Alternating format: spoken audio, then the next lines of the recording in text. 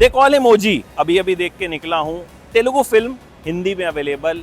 Pawan Kalyan is the OG, he is the OG of style, he is the OG of swag. और अक्खा बॉलीवुड एक तरफ, इमरान हाशमी एक तरफ। भाई ये फिल्म कमाल की फिल्म है, क्योंकि इस फिल्म में सिनेमा को सेलिब्रेट किया गया है, इस फिल्म में पवन कल्याण को सेलिब्रेट किया गया है, इस फिल्म में इमरान हाशमी को सेलिब्रेट किया गया है। मतलब मास सिनेमा इसको कहते हैं। देखो, इस फिल्म का टीजर और ट्रेलर देखने के बाद अगर आप कहानी ढूंढ रहे थे तो गलती आपकी है, क्योंकि गैंगस्टर फिल्मों में कहानी एक ही तरह की होती है, दो गैंगस्टर भिड़ते हैं, कुछ सब प्लॉट्स आते हैं, यहाँ भी वही होता है।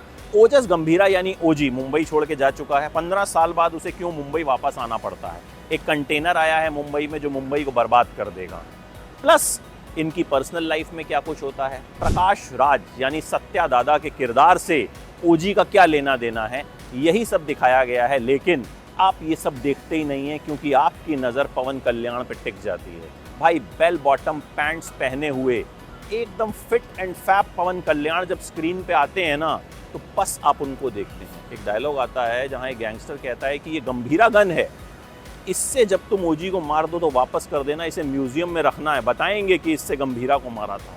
एक जगह पवन कल्याण कहते हैं एक पुलिस वाले से, जब वो उनसे कहता है कि तुम बूढ़े हो गए हो, तो कहते हैं हिरन 90 मील की स्पीड से भागता है जंगल में, शेर 60 मील की स्पीड से भागता है, लेकिन हिरन को दबोच के मार देता है। पता है क्यों? डर। वो भले ही धीरे भागता है, लेकिन उसे डर होता है कि शेर उसे मार डालेगा। पवन कल्याण के फैंस के लिए ये ट्रीट है भाई, उन्हें इस अंदाज में दिखाया गया है ना कि मतलब आपको मजा आ जाएगा। देखो, इस फिल्म में वो सब कुछ है जो केजीएफ और पुष्पा में है, इस फिल्म में वो सब कुछ नहीं है जो केजीएफ और पुष्पा में नहीं है। इस तरह की फिल्मों में आप लॉजिक, कहानी अगर ढूंढ रहे हैं तो आपको सिनेमा की समझ शायद थोड़ी कम है। इस तरह की फिल्में जो होती हैं ना, वो एक सेलिब्रेशन होती है एक आर्टिस्ट की। यहाँ पवन कल्याण को सेलिब्रेट किया गया है, इमरान हाशमी को सेलिब्रेट किया गया है। उनका स्क्रीन स्पेस भले ही कम है, लेकिन भाई वो स्क्रीन पे आग लगा देते हैं। और आपको बैड्स ऑफ बॉलीवुड का राघव जुयाल वाला वो डायलॉग याद आ जाता है कि अक्खा बॉलीवुड एक तरफ, इमरान हाशमी एक तरफ। मतलब मुझे once upon a time in Mumbai की भी याद आ गई। क्या डायलॉग्स थे यार। मतलब जिंदगी हो तो स्मगलर जैसी, पूरी दुनिया राख की तरह नीचे और खुद धुएं की तरह ऊपर। प्रकाश राज का काम बहुत बढ़िया है, पवन कल्याण के साथ उनके अच्छे सीन्स हैं, दोनों ऑपोजिट आइडियोलॉजीज के लोग हैं, लेकिन सिनेमा यही तो है ना, सबको साथ ले आता है। सुजीत की राइटिंग एवरेज है।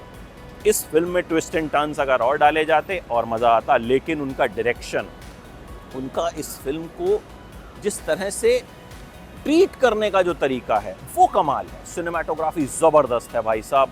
90 के दशक की मुंबई को जिस तरह से दिखाया है, जिस तरह से पोर्ट दिखाया है, जिस तरह से गैंग वॉर दिखाई है, जिस तरह से फाइट सीन्स दिखाए हैं, मज़ा आ जाता है। बीजीएम बढ़िया है, थमन का बीजीएम है, मुझे बढ़िया लगा। देखो, इस तरह की फिल्मों के साथ क्या होता है ना, बहुत से लोग ट्रोल भी करते हैं, बट ये वैसी फिल्म नहीं है, ये सेलिब्रेशन है। इसकी कहानी भले ही उतनी ग्रेट ना हो, लेकिन इस फिल्म में आप जिस अंदाज में पवन कल्याण को देखते हैं वो सब पे भारी है।